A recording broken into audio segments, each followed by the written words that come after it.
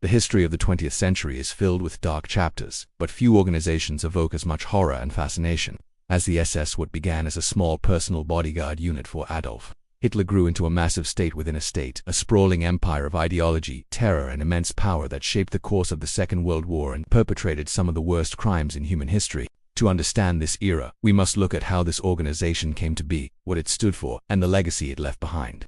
Our story begins in the turbulent aftermath of World War I, in the Weimar Republic of Germany. In 1925, Adolf Hitler, leader of the nascent Nazi Party, needed a completely loyal and reliable group of bodyguards. He didn't fully trust the SA, the party's much larger paramilitary wing, so the Schutzstaffel or SS was formed. Its name literally means protection squadron. In its early days it was a tiny group, numbering less than 300 men, distinguished by their black caps with a silver skull emblem. Their primary job was simple: protect Hitler at party rallies and meetings. They were handpicked for their unwavering loyalty to him personally. The turning point for the SS came in 1929 with the appointment of a man whose name would become synonymous with the organization, Heinrich Himmler. A former chicken farmer with an obsessive interest in mysticism and racial purity, Himmler was an exceptionally meticulous and ruthless organizer. He envisioned the SS not just as a bodyguard unit, but as the racial and ideological elite of the future German Empire. Under his leadership, the SS began its meteoric rise. Himmler's first step was to establish strict recruitment criteria. To join the SS, the candidate had to be a perfect specimen of the so-called Aryan race. They underwent intense background checks, sometimes tracing their lineage back for centuries to prove their racial purity. They had to be physically fit, ideologically indoctrinated, and completely obedient. The motto of the SS was, "My honor is my loyalty." This wasn't loyalty to Germany or a set of principles, but a personal oath of allegiance to Adolf Hitler himself. The SS truly came into its own in 1934 during the Night of the Long Knives. Hitler, feeling threatened by the growing power and ambition of the SA and its leader, Ernst Röhm, decided to purge the SAS leadership. It was the SS who carried out these brutal orders, eliminating their internal party rivals with chilling efficiency. This event solidified the SS's position as the most powerful and feared organization in the Nazi Party. It had proven its absolute loyalty and its capacity for ruthless action. From this point on, the SS expanded its influence into every corner of German society. It branched out into three main divisions.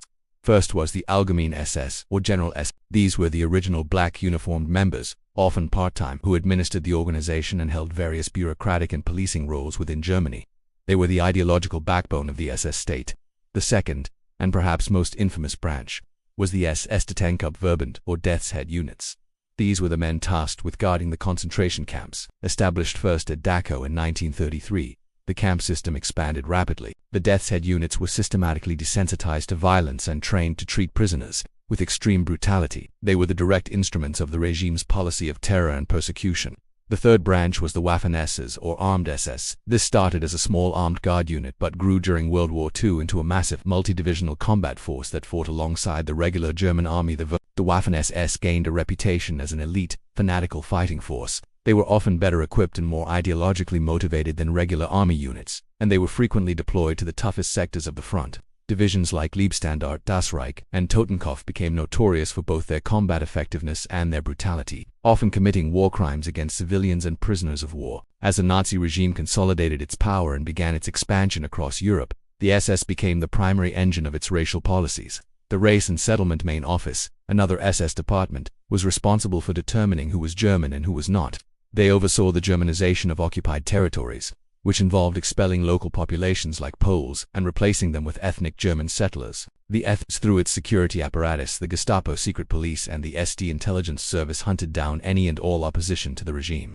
Political dissidents, intellectuals, clergy, and anyone deemed an enemy of the state were arrested, tortured, and often sent to concentration camps under SS control. The darkest chapter of the SS's history is undoubtedly its central role in the Holocaust. The planning and execution of the final solution was a task given to the SS by the highest levels of the Nazi regime. In 1942, at the Wannsee Conference, SS leader Reinhard Heydrich outlined the plan for the systematic extermination of Europe's Jewish population.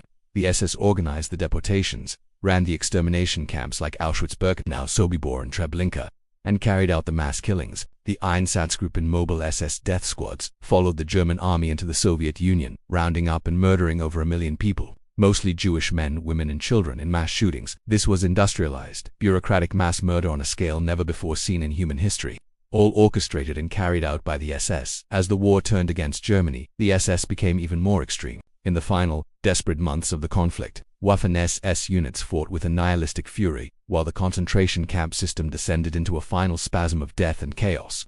When Allied forces finally liberated the camps in 1945, they were confronted with the unimaginable horror of what the SS had created. After Germany's surrender, the SS was declared a criminal organization at the Nuremberg trials. Its symbols were banned, and its members were hunted down. Many senior SS leaders were tried and convicted of war crimes and crimes against humanity. Himmler himself was captured but ended his own life before he could be brought to trial. Others, like Adolf Eichmann, the architect of the deportations, escaped for a time but were later brought to justice. The story of the SS is a chilling reminder of how a society can descend into barbarism. It shows how an ideology of hate, combined with a bureaucratic and fanatically loyal organization, can lead to unprecedented crimes. It is a testament to the dangers of blind obedience, racial supremacy, and unchecked power. Studying the SS is not about sensationalizing evil, but about understanding it so that we can recognize the warning signs and ensure that such a dark chapter in human history is never repeated.